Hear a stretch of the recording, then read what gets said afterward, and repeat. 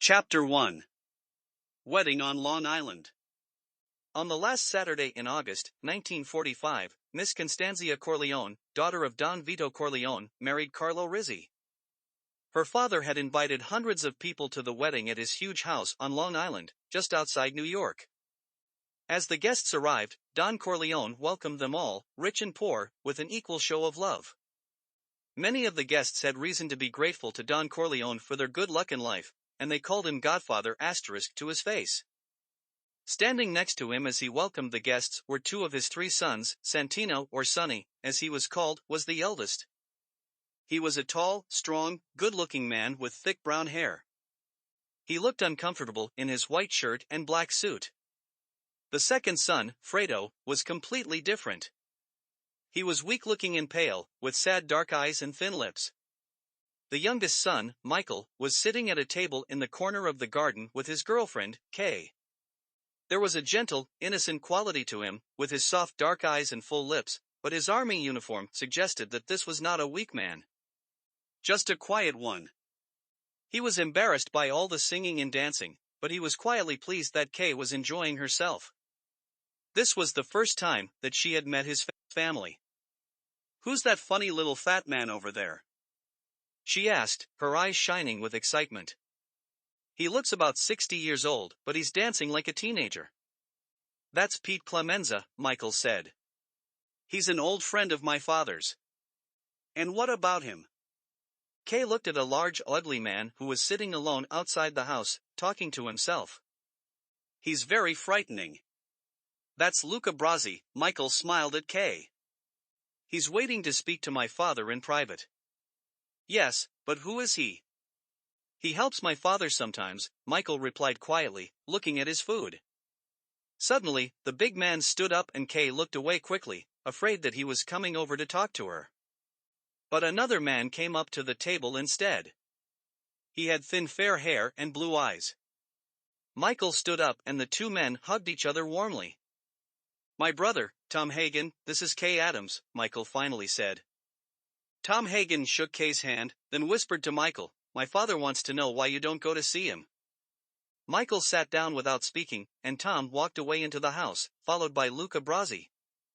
"If he's your brother, why does he have a different name?" Kay asked Michael when Tom had gone. "When my brother Sonny was a boy," Michael explained, "he found Tom Hagen in the street. Tom had no home, so my father took him in and he's been with us ever since. He's a good lawyer. Not a Sicilian, but I think he's going to be a cancelliere." "What's that?" "My father's chief advisor. Very important to the family." Suddenly, there came a loud, happy sound from the other side of the garden. The music and singing stopped. Connie, in her white wedding dress, left her husband and ran towards the gate screaming, "Johnny! Johnny!" She threw herself into the arms of a very handsome dark-haired man in a white suit, and covered his face with kisses. Then she led him by the hand through a crowd of excited, screaming girls, to meet her new husband, Carlo. Kay turned to Michael excitedly. "You didn't tell me your family knew Johnny Fontaine," she said. "Sure. Do you want to meet him?" Michael smiled. "My father helped him to become famous." "He did? How?" At that moment, Johnny Fontaine began to sing. "Let's listen to the song." Michael tried to change the subject. "Please, Michael," Kay said impatiently, reaching across the table and squeezing his hand. "Tell me." "Well, Johnny is my father's godson." When Johnny was beginning to become popular, he had a problem with his boss, a bandleader. Johnny wanted to leave the band, but this man wouldn't let him. So Johnny asked my father to help. My father went to see the bandleader and offered him $10,000 to let Johnny go. He said no. The next day my father went to see him with Luca Brasi. 1 hour later, the bandleader let Johnny go. For $1,000. Kay looked confused. "How did he do that?" "My father made him an offer he couldn't refuse." Luca held a gun to his head and my father told him that if he didn't agree to let Johnny go, Luca would blow his brains out. At first Kay didn't say anything. She thought Michael was joking. But Michael wasn't smiling. "That's a true story, Kay," he said quietly. Then he saw Kay beginning to look worried, a little frightened, so he squeezed her hand and added quickly, "That's my family, Kay. That's not me. I don't know what to do, Godfather." Johnny Fontaine sat on the corner of the desk in Don Corleone's dark office and shook his head helplessly. Don Corleone was sitting in his leather chair, listening carefully to his favorite godson. He had, after all, traveled 2,000 miles from California to be at his daughter's wedding. "My voice is weak," Johnny went on. "I can't sing as well as I used to. There's a part in a film that I want. It would be perfect for me. If I had this part, I'd be a top star again. But the boss of the film company, Jack Waltz, won't give me the part. Can you help me?" "Go and rest," Don Corleone said. His voice was soft, but there was a rough quality to it that made everybody listen. It was a voice impossible to argue with. Something to do with the way he spoke without moving his mouth. "In a month, this man will give you what you want." Too late, Johnny looked at his godfather unhappily. "They start filming in a week." Don Corleone stood up and put a fatherly arm around Johnny's shoulder. "I'm going to make this man an offer he can't refuse," he said, leading Johnny towards the door. "Now, go and enjoy yourself." He kissed Johnny on the cheek, shut the door and turned to Tom Hagen, who had heard everything. "What are we going to do with your daughter's new husband?" Tom asked. "Shall we give him anything important to do?" "No," Don Corleone replied. "Give him something small. A betting shop, maybe. But never discuss the family business with him." "Virgil Salazzo called," Tom went on. "He wants to meet you next week. We'll discuss that after you get back from California." Tom looked surprised. "Why am I going to California?" "I want you to help Johnny. You're going to talk to this Jack Waltz. I want you to go tonight. And now, if there's no other business, I'd like to go to my daughter's wedding." With these words, Don Corleone left Tom alone in the office, went outside, took his daughter by the hand and danced with her to the slow, Sicilian music. Chapter 2. The Greatest Racehorse in the World. Tom Hagen arrived in Hollywood early the next morning. From the airport he went straight to his hotel, showered, shaved, and had breakfast. Then he drove to the film company for his meeting with Jack Waltz at 10 o'clock. Jack Waltz was giving a birthday party for one of his young girl stars in front of a lot of reporters. Tom waited patiently. Finally, Waltz walked up to him. He was a tall man with thick silver hair, expensive clothes, and a hard, unfriendly face. "Okay, start talking," he said to Tom. "I'm a busy man." "I was sent by a friend of Johnny Fontaine," Tom said. "He would be very grateful to you if you could do him a small favor." "I'm listening," Waltz said, busily signing papers. "Give Johnny the part in that new war film you're going to make." Waltz stopped writing and laughed. He took Tom by the arm, as if he was an old friend, and led him towards the door. "And if I gave Johnny Fontaine this part, what favor would your friend do for me?" he said. "You have some problems with your workers," Tom said. "My friend could make these problems disappear. You also have a top star who's taking drugs." But Jack Waltz had heard enough. "Listen to me," he shouted angrily. "You tell your boss, whoever he is, that Johnny Fontaine will never get that film." "You don't frighten me." "I'm a lawyer," Tom said calmly. "I'm not trying to frighten you." "I know all the lawyers in New York," said Jack Waltz, "but I've never heard of you." "Who are you?" "I work for one special family," Tom said. "Now, you have my number. I'll wait for your call." He shook Waltz's hand and added, before leaving, "By the way, I like your films very much." Tom was sure that, when Waltz realized who he worked for, he would call. And he was right. Late that afternoon, a car picked him up from the hotel and drove him out of the city to Jack Waltz's home in the country. Waltz's house looked like something from a film. It was a huge pink-walled house surrounded by beautiful gardens, lakes, and fields full of horses. Waltz welcomed Tom like an old friend, gave him a drink and showed him around. "Why didn't you tell me you worked for Corleone, Tom?" he asked. "I don't like to use his name unless it's really necessary." Waltz took Tom by the arm. "Come with me, Tom," he said.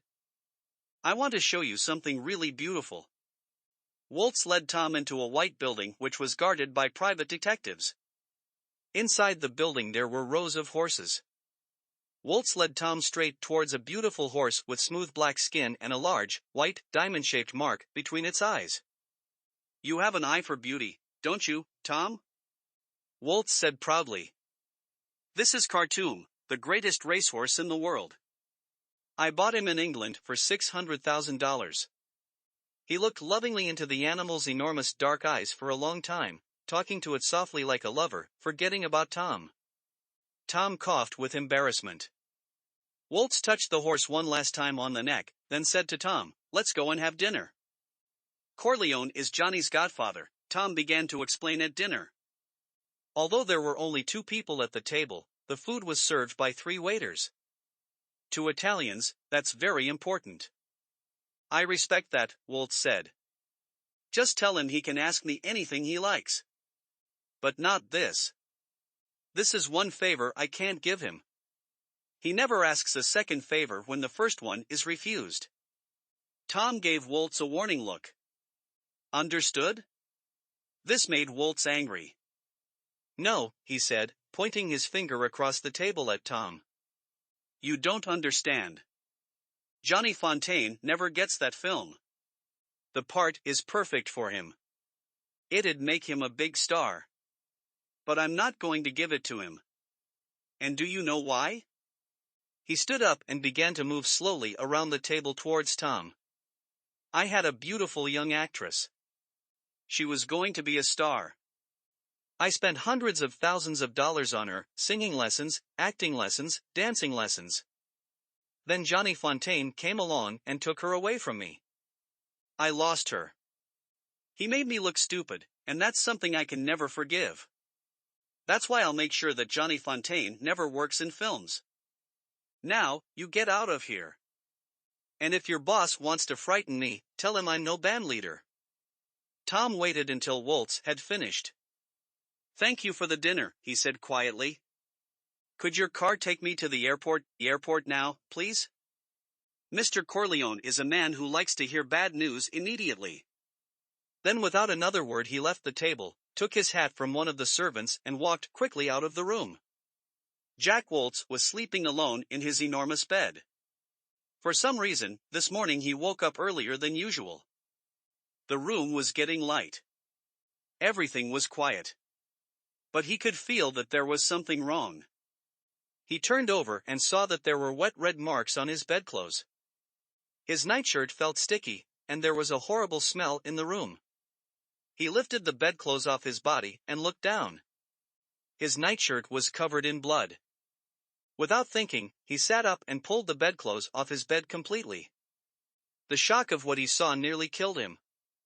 At first he couldn't breathe. He felt sick. Then, a moment later, he was filled with an animal fear. He opened his mouth and screamed. For there, at the bottom of his bed, was the beautiful black head of his favorite racehorse, Khartoum. Somebody had cut it off during the night and put it in his bed while he was sleeping. It was stuck to the bed in a thick cake of blood, its mouth open, its huge round eyes staring at him like pieces of half-eaten fruit. Jack Waltz's screams woke all the servants. 6 hours later, Johnny Fontaine received a phone call telling him that he had the part that he wanted in the film. Chapter 3. Virgil Salazzo.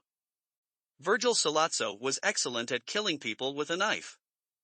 He was a strongly built man with dark eyes and a wide, cruel mouth, but today he was trying to be polite and friendly. He had an important favor to ask, which was why he had asked for this meeting with Don Corleone. "Don Corleone," he smiled warmly. "I need money to help me start a new business in drugs," he said. "If you give me $1 million, I can promise you between $3 and $4 million in your first year. After that, you'll get even more." Don Corleone said nothing at first. He seemed to be thinking. He looked around the room, at Sonny and Tom Hagen, and at Clemenza and Tessio, his two oldest friends. They were all watching him quietly with serious faces, waiting to hear his reply. Finally, he turned back to Salazzo. "Why do you come to me?" he asked in his usual rough whisper. "I need a man who has important friends," Salazzo said, lowering his eyes respectfully towards the Don. "And what about the Tattaglia family? How much will they get?" Salazzo looked surprised. He didn't know that Don Corleone had discovered that he worked with the Tattaglias. He nodded his congratulations in the direction of Tom Hagen, who had obviously done his homework, and turned back to Don Corleone. "Don't worry," he said. "I'll pay the Tattaglias from my own money." Don Corleone didn't reply. He stood up slowly, took a bottle from the table and politely offered Salazzo some more wine. Salazzo watched with a worried look as the Don sat down next to him. Finally, Don Corleone spoke. "I said that I would see you because I heard you were a serious man. You are a man I should respect. But I must refuse your offer. I will give you my reasons. It's true I have a lot of important friends in government and the law. But they wouldn't be my friends if they knew my business was drugs. Drugs is a dirty business." "But nobody will know," Salazzo said. "I promise you the Tattaglias will make sure that nobody finds out." Don Corleone opened his mouth to reply, but, before he could speak, Sonny said, "Are you saying that the Tattaglias can promise that they'll—" He didn't finish his question. He saw a cold look in his father's eye and stopped talking at once. Don Corleone turned back to Salazzo. "I apologize for my children," he said. "They talk when they should listen. But Signor Salazzo, my no is final. I congratulate you on your new business, and I wish you luck. Your business is different from mine. We mustn't be enemies." "Thank you." Don Corleone got to his feet, and everybody stood up too. Salazzo was angry, but he hid his feelings from the others. He politely shook Don Corleone's hand and walked out of the room. Don Corleone waited for Tessio, Clemenza and Tom to leave the room, but called Sonny back. He stared up into his son's eyes for a moment, then said in an angry whisper, "What's wrong with you? Has your brain gone soft?" Sonny looked away, unable to look his father in the eye. "I know you think this drugs business is a good idea. I know you think it's the business of the future, and I'm just a stupid old-fashioned man. But never tell anyone outside the family what you're thinking again." Sonny looked surprised at first, and then a little angry. But he was too afraid of his father to argue with him. He lowered his head respectfully, turned round and left the room. Don Corleone immediately called Tom Hagen. "Tell Luca Brasi to come in," he said. Brasi sat down alone in the office with Don Corleone. He had the terrible, frightening face of a killer, an enormous body that looked as if it was made of rock. But, as he looked at Don Corleone, his dark, unintelligent eyes were soft with respect. He loved his godfather. And Don Corleone, knowing this, trusted Luca Brasi more than anyone he knew. "I'm worried about Salazzo," Don Corleone said. "I want you to find out what he's hiding, what he's got under his fingernails. Do you understand? Go to the Tattaglias. Pretend that you're not happy with our family and that you want to work for them. Then tell me what you find out." Luca Brasi asked no questions. He nodded once, lifted his mountainous body to its feet, and walked out of the room, proud to do whatever his godfather asked him to do. For the next few weeks, Luca Brasi went regularly to the nightclubs controlled by the Tattaglia family. He made contact with Bruno Tattaglia, the youngest son and manager of the nightclubs. He told Bruno he was dissatisfied with the Corleone family. For a couple of months, nothing happened. Then one night, a few days before Christmas, Bruno told Luca he had a friend who wanted a private meeting with him. "Who is he?" Luca wanted to know. "Just a friend," said Bruno. "He wants to offer you something. Can you meet him here, after the club closes? 4 o'clock tomorrow morning?" Luca went back to his room and got ready. He thought for a moment about calling the godfather to tell him about the meeting, but decided not to. Don Corleone never talked over the phone. As well as this, his job was completely secret. Not even Sonny or Tom Hagen knew what the Godfather had asked him to do. So he took out a gun, hid it under his jacket, lay on the bed and waited. Luca arrived at the nightclub just before 4 in the morning. The doorman had gone, but the door was open. Inside, the club was dark and empty, except for one man standing behind the bar. It was Bruno Tattaglia. Luca walked across to the bar and sat down. Bruno offered him a drink, but Luca shook his head. Moments later, a second man in a dark coat and gray hat moved out of the shadows and stood next to Bruno behind the bar. "Do you know who I am?" he said in Italian, his face in shadow. "I know you," Luca replied. "You're Salazzo." "We need a man like you," said Salazzo. "Strong and dangerous." "I understand you're not happy with the Corleone family. Do you want to join me? If the money's good. $50,000 to start with." Luca nodded slowly, pretending to think. Salazzo held out his hand. "Do you agree?" Luca looked at Salazzo's hand, but he didn't take it.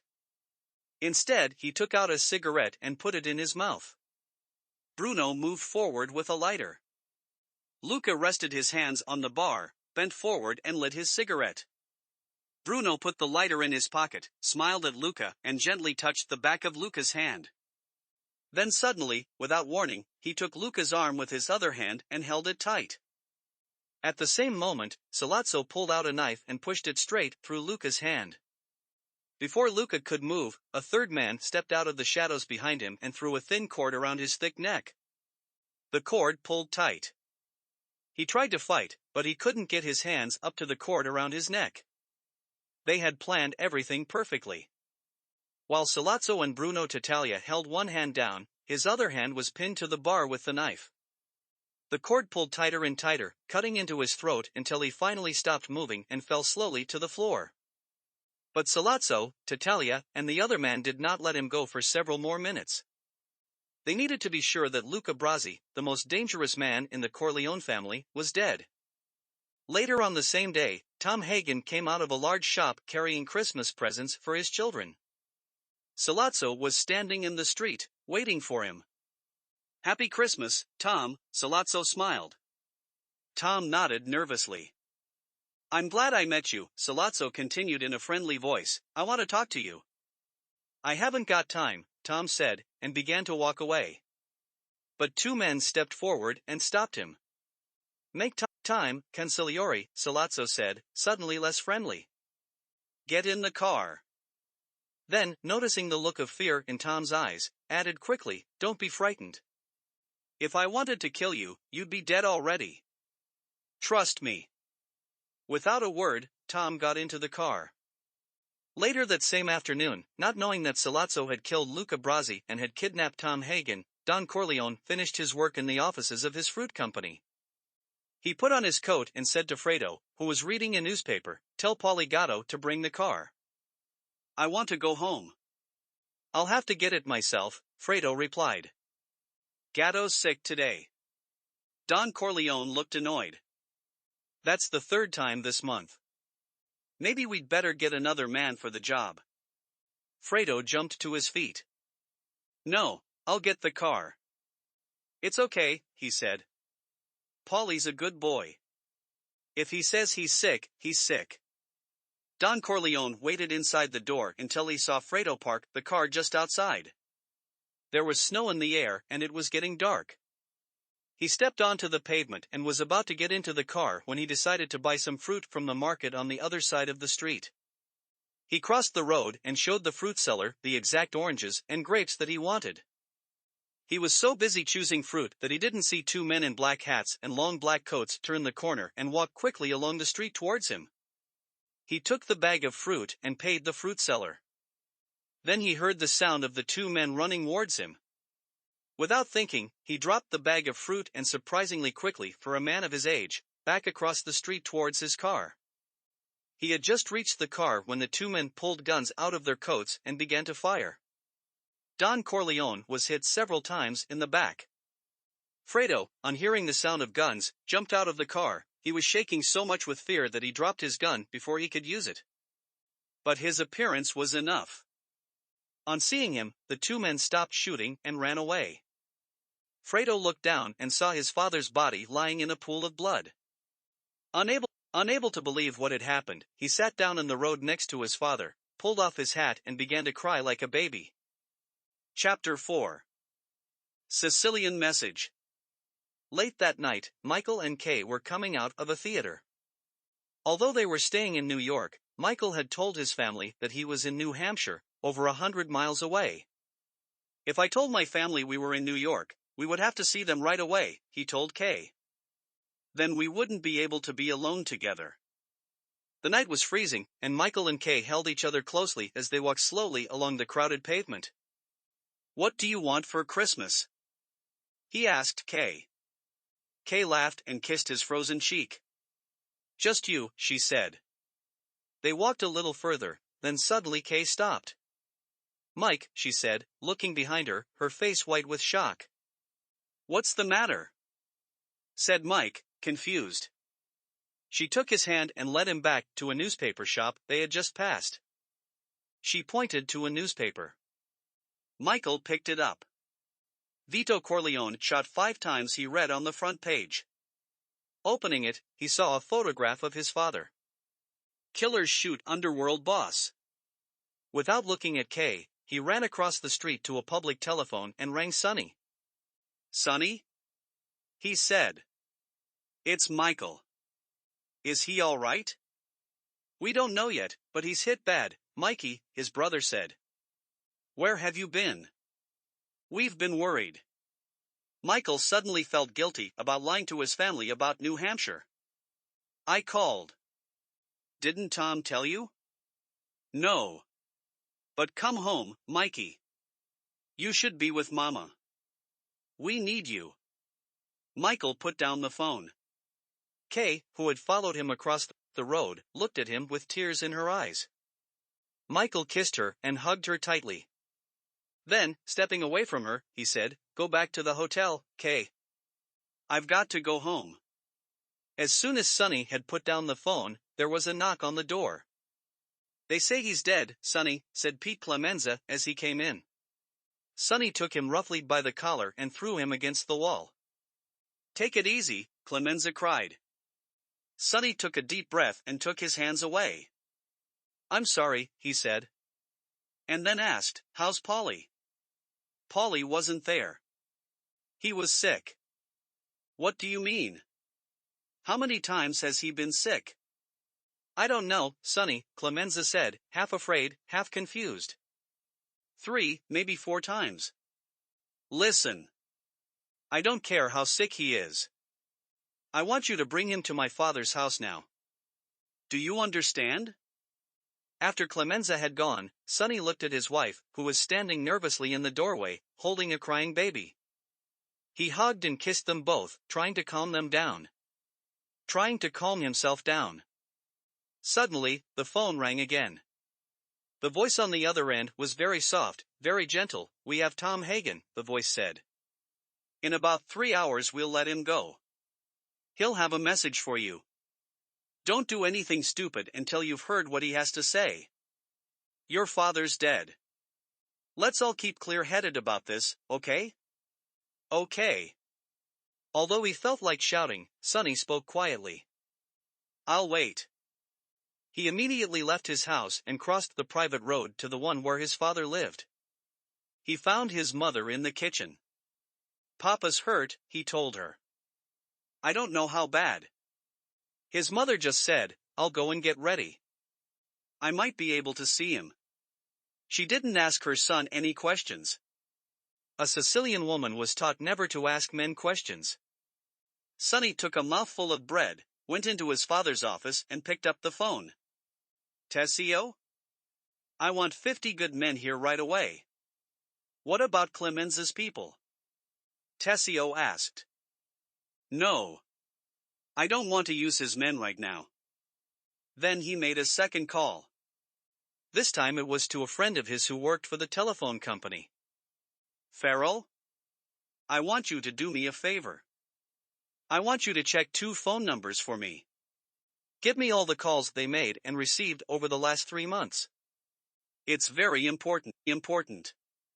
Get me the information before midnight. He gave him Paulie Gatto's and Pete Clemenza's numbers. Then he made a third call. He phoned Luca Brasi. But this time there was no answer.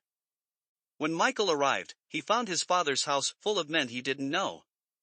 He went into the living room, shook hands with a sad-looking Pete Clemenza, kissed Tom Hagen's wife on the cheek, then went into his father's corner room office. Sonny was sitting with Tessio, talking quietly. When he saw Michael, he stood up and ran towards him. "I'm really glad to see you," he said, hugging his brother warmly. "Mama's at the hospital with the old man. He's going to be okay, thank God." But then he saw Michael sit down, and he stopped smiling. "What are you doing?" he said. "I'm talking important business with Tessio." "Maybe I can help," Michael said. "If you stay here, you'll hear things you shouldn't," Sonny warned him. "The old man will kill me if he finds out."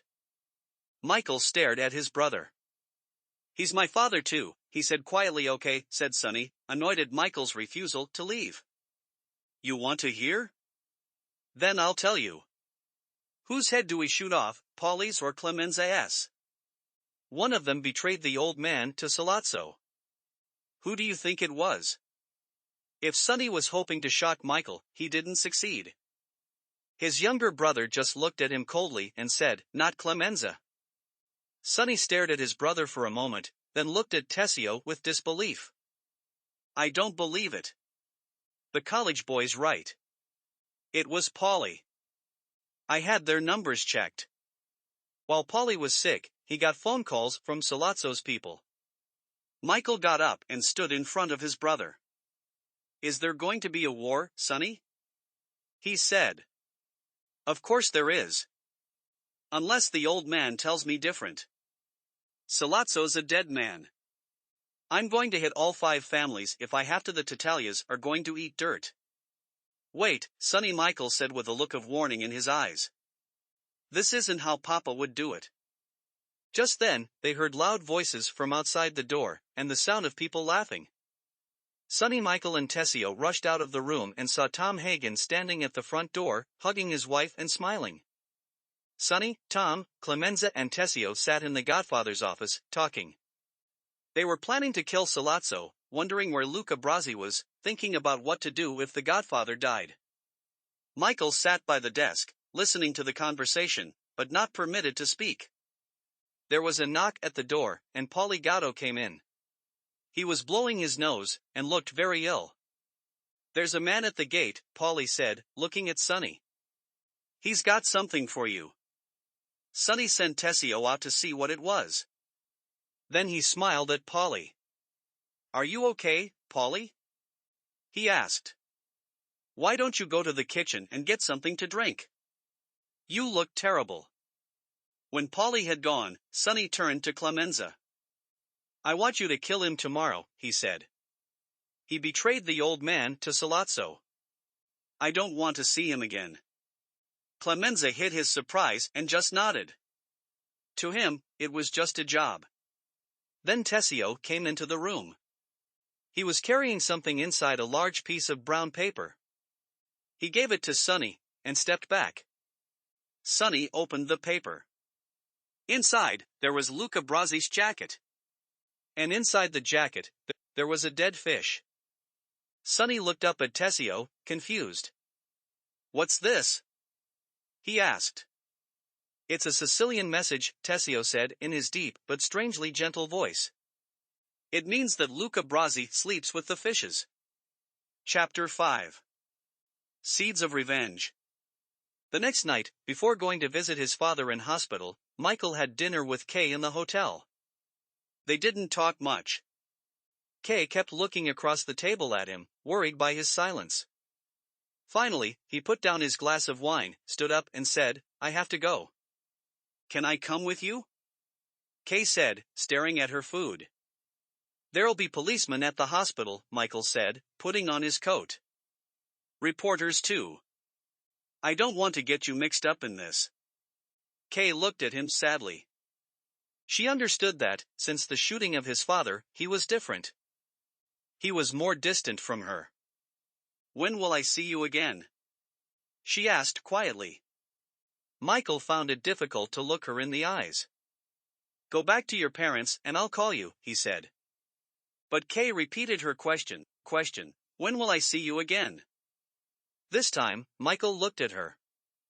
I don't know, he said, touching her gently on the shoulder. Then, without another word, he left her sitting alone at the table and walked towards the door. When Michael got out of the taxi, he was surprised to see that the street outside the hospital was quiet and empty. When he climbed the steps and went through the front door, he was even more surprised to find that there was nobody inside the hospital either. Where are Tessio's and Clemenza's men? He thought nervously as he took the lift up to the 4th floor. There was nobody outside his father's room. Michael opened the door slowly and walked inside. His father was lying in bed, glass bottles hung next to him. As Michael stood by the bed and looked down at his sleeping father, he heard a noise behind him in the doorway. He turned quickly. It was only a nurse. What are you doing here? She whispered angrily. I'm Michael Corleone. This is my father. There's nobody here. What happened to the guards? Your father had too many visitors. The police came and made them all leave 10 minutes ago. Michael thought quickly. He picked up the phone by the bed and told Sonny to send some people to the hospital at once. Then he told the nurse to help him move his father's bed to another room. When she complained, he said, You know my father? Men are coming here to kill him. You understand? Now help me, please.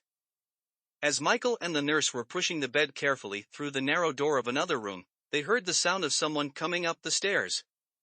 Michael closed the door quietly and looked through the window. He saw a man in a black hat and long black coat carrying flowers. Michael didn't know who he was, but decided that he didn't look like a killer. Who are you? He said, opening the door. The man turned round, surprised. I am Enzo, he said. The butcher. Listen, Enzo, Michael said. You'd better get out of here. There's going to be trouble. Enzo lifted his head and looked at Michael proudly. If there is trouble, I stay here to help you. For your father. Michael didn't argue. He needed help. Go outside, he told Enzo, and stand in front of the hospital. I'll be out in a minute. He went back into the dark room and looked down at his father. It's all right, Papa, he whispered, softly touching his father's gray hair. I'll take care of you now. He bent down to kiss his father's hand and, when he looked up, he saw a tear in the corner of his father's eye.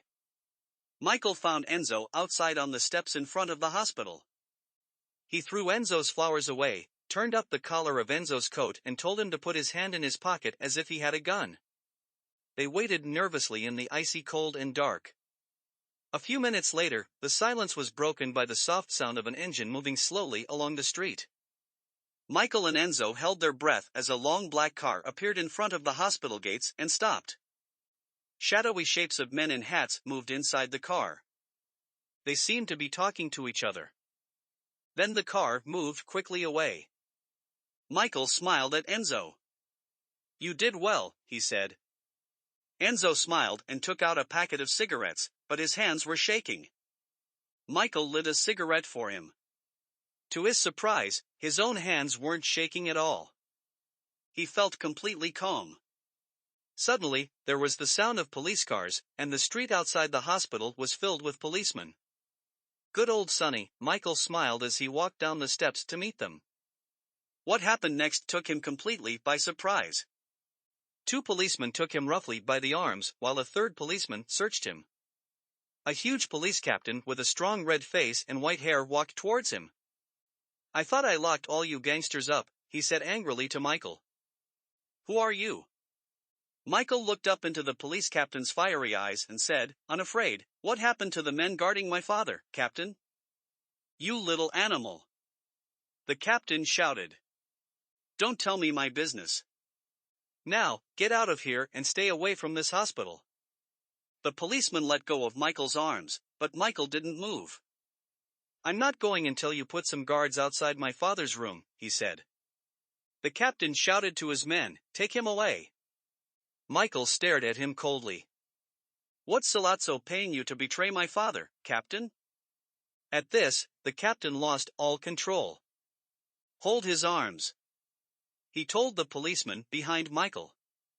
Then, as they held him, he hit Michael hard in the face. Before he could hit Michael again, another car suddenly arrived. It was Tom Hagen with a group of men to guard the Godfather. Tom saw Michael's face covered in blood and said, "Do you want to report this?" Michael had trouble talking, but he managed to say, "That's okay, Tom. It was an accident." As he spoke, he didn't take his eyes off the police captain. He tried to smile. He didn't want to show anyone how he really felt at that moment. Seeds of revenge were growing in his icy heart. Chapter 6. Nothing personal. The entrance to the private road where the Corleone family lived was crowded with cars and men with guns. As Michael and Clemenza got out of the car together and walked in, Tessio came to meet them. "Why all the guns?" Clemenza asked. "We'll need them," Tessio said. After Salazzo tried to kill the Don at the hospital, Sonny got angry. "We killed Bruno Tattaglia at 4 o'clock this morning." Inside the house, Sonny was in an excited, happy mood. He held Michael's badly bruised face in his hands and laughed. "Hey Mikey, you look beautiful." Michael pushed his brother's hands away and went to pour himself a drink to take away the pain. "Hey, Tom," Sonny said, turning to the consigliere. "Listen to this. Salazzo wants to talk. He wants us to send Michael to hear his offer." Tom looked worried. Sonny was talking and laughing as if it was all a joke. "Perhaps we should hear what Salazzo has to say," he said. "We don't want another war." Sonny stopped smiling at once. "No," he said, suddenly angry. "No more. Not this time. No more meetings. No more Salazzo tricks. I want Salazzo dead. If not, we'll have a war." "You're taking things too personally," Tom said, getting angry too. "This is business." "I don't want your advice," Sonny said. "I just want you to help me win, all right?" When everybody had calmed down, Tom explained to Sonny why he thought killing Salazzo was a bad idea. "Salazzo's paying the police captain who hit Michael a lot of money. His name's McCluskey. He's agreed to be Salazzo's bodyguard at the meeting. Now you must understand, Sonny, that you can't kill Salazzo while he's with McCluskey. Nobody's ever shot a New York police captain. It would be a disaster. All the 5 families would come after you. All our important friends would disappear. We'd have no friends in the world. We'd be finished." Sonny listened to Tom carefully, and finally agreed to wait. But Michael, who had heard the whole conversation from his armchair, said, "We can't wait." Sonny and Tom stared at him in surprise, but Michael went on thoughtfully, "We've got to kill Salazzo before he kills Papa." Tom thought for a moment, and then said quietly, "Mike's right." "But you just told me we can't kill him because of McCluskey," Sonny said, waving one arm angrily at Tom. "They want to have a meeting, right?" Michael began to take control of the conversation. "Find out where it's going to be. If Clemenza can think of a way of hiding a gun there, I'll kill them both." There was a long silence as everybody looked at each other in disbelief at what they had heard Michael say. Then Clemenza laughed, closely followed by Sonny and Tessio. Only Tom looked serious. He knew that Michael wasn't joking. "Hey," Sonny laughed, walking up and down in front of Michael, who sat strangely still in his armchair looking straight in front of him. "What are you going to do? Nice college boy. You want to kill a police captain because he hit you in the face? This is business. You're taking it too personally." Tom smiled to himself. He had used those exact words to Sonny minutes earlier. Michael became angry. This is a policeman who's mixed up in drugs. He's dishonest. He turned to Tom. Listen, if he's killed, our friends in the newspapers will make a good story out of it. Isn't that true, Tom? Tom looked at Michael thoughtfully for a second before saying, You might be right. All right, all right. Sonny held up his hands. He gave Michael a long, hard look, then shook his head as if he didn't want to hear what he was saying. Okay, we'll do it. Clemenza will teach you everything you need to know. We'll take care of everything. When it's over, things'll be very bad, but that'll be our problem. You'll be out of it, Mikey. We'll make you disappear for a nice long holiday until things calm down. He looked at Michael and added in a quiet voice filled with respect for his younger brother, You can do it, Mikey. I know you can. Michael smiled. He was beginning to feel a real Corleone at last. I learned things from my father too, he said. Eventually, after a lot of nervous preparation, the meeting between Michael and Salazzo was arranged. At the last minute, Sonny was able to discover where it was going to take place, a small family restaurant in the Bronx called Louis'. Michael waited alone, as agreed with Salazzo, outside Dempsey's restaurant on Broadway. Finally, a large black car stopped in front of him, and Michael got into the passenger seat. In the back seat sat Salazzo and Captain McCluskey, although this evening the policeman was not in uniform. Salazzo put a friendly hand on Michael's shoulder and said, I'm glad you came, Mike. We're going to solve all our problems tonight. I don't want anyone to try to hurt my father again, Michael replied in a quiet, cold voice. Don't worry, Salazzo said warmly. He'll be safe. I promise. But please keep an open mind when we talk. I hope you're not a hothead like your brother, Sonny. You can't talk business with him. Just then, McCluskey moved forward in his seat and offered Michael his hand.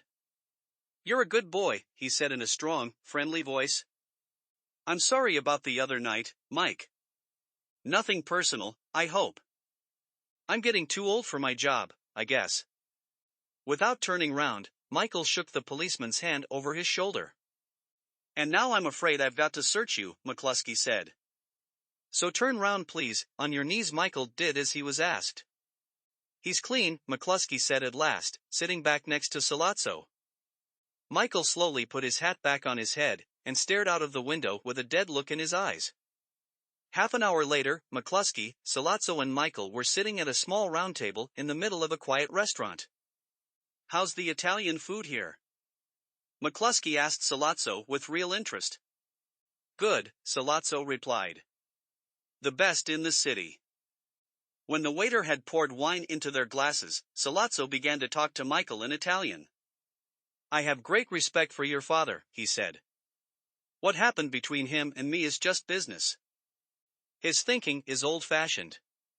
Let's forget these disagreements. I want peace. Michael tried to reply in Italian, but he couldn't think of the words. So he spoke English instead. You must promise me that no one will try to kill my father again. Salazzo looked at Michael in wide-eyed innocence. You think too much of me, he said. I'm the one in danger, not your father. I'm not as clever as you think. All I want is peace. Michael looked at McCluskey. The policeman seemed more interested in his food than the conversation. He turned back to Salazzo, thought for a moment, then said, I have to go to the bathroom. Is that okay? No problem, said McCluskey. But Salazzo didn't like it. When Michael stood up, he stopped him and searched him very carefully. Finally satisfied that Michael wasn't carrying a gun, he sat down again. Don't take too long, he said, staring at Michael moodily. Michael found the gun hidden in the toilet. Clemenza had done his job well. He pushed the gun into the top of his trousers, buttoned his jacket, took a few deep breaths to calm himself down, and returned to the restaurant. Salazzo was sitting with his back to him, smoking a cigarette. McCluskey looked at Michael out of the corner of his eye, but went on eating. Salazzo turned round. Michael walked back to his chair and sat down. Salazzo began talking again in Italian, but Michael couldn't understand a word. He wasn't listening. All he could hear was the sound of his heart, the thunder of blood between his ears. Somewhere behind the restaurant there was the sound of a train. It was getting louder. McCluskey went on eating greedily. Salazzo moved his face closer to Michael's to talk above the noise of the train. Now was the moment. Now! Michael jumped to his feet, pulled the gun from his trousers, pointed it straight at Salazzo's head and fired. The bullet hit Salazzo between the eyes. McCluskey stared at Salazzo in surprise, as if watching something far away. He did not seem to realize his own danger. His fork was halfway to his mouth. He was just beginning to understand what was happening when Michael fired at him. The shot was bad. It hit McCluskey in the throat. He dropped his fork, put his hands to his neck and began to cough up food and blood. Very carefully, very coolly, Michael fired the next bullet straight into the policeman's brain. McCluskey stared at Michael for a second, then fell forward, his head hitting the table with a crash. Michael turned away. He let the gun fall from his hand and, looking straight in front of him, he walked quickly out of the restaurant, round the corner and into the car where Tessio was waiting to drive him away.